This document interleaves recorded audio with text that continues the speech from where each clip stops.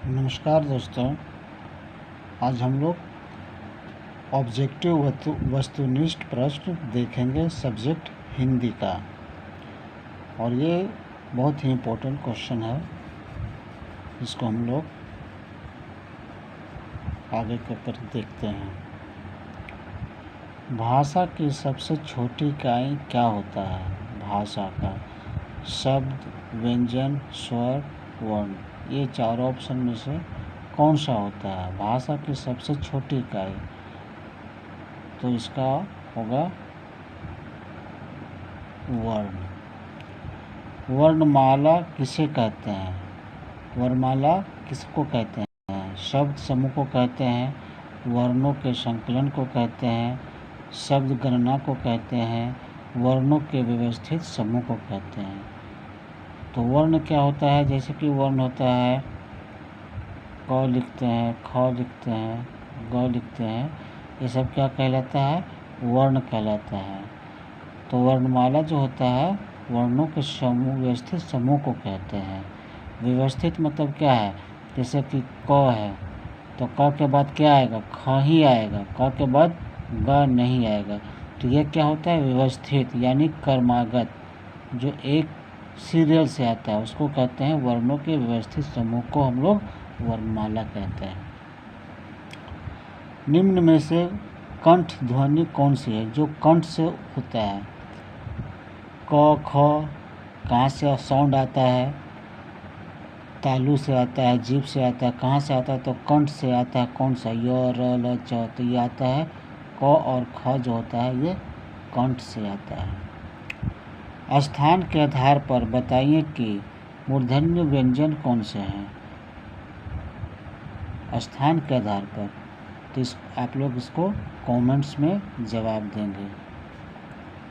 अब कहते हैं निम्न में से अल्प प्राण कौन से हैं? अल्प प्राण एक होता है अल्प प्राण, एक होता है महाप्राण। तो निम्न में से अल्प प्राण कौन से हैं? अ है, आ है, क, ग, थ, द, य, फ, म। बताइए अल्प प्राण कौन से हैं जिसमें कम साउंड आता है?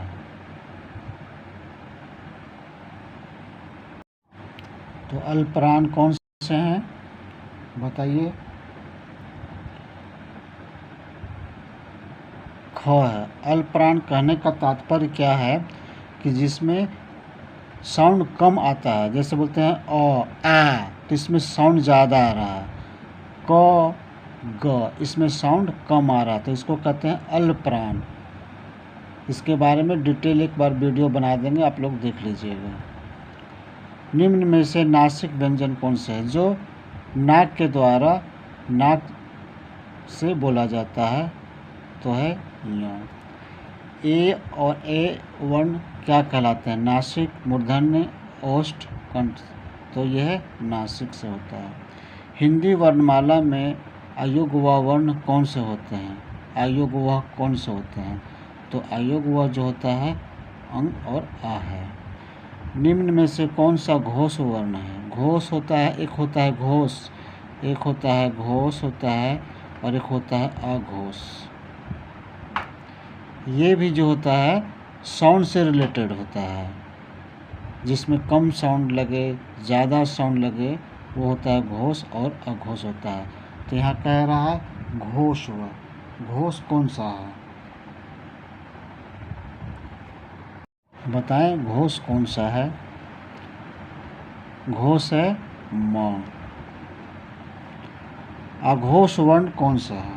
अघोष एक बहुत बताएं ना, एक होता है घोष, एक होता है अघोष। जल्दी बताएं या कमेंट्स में बताएं कि ये इसका आंसर क्या होगा।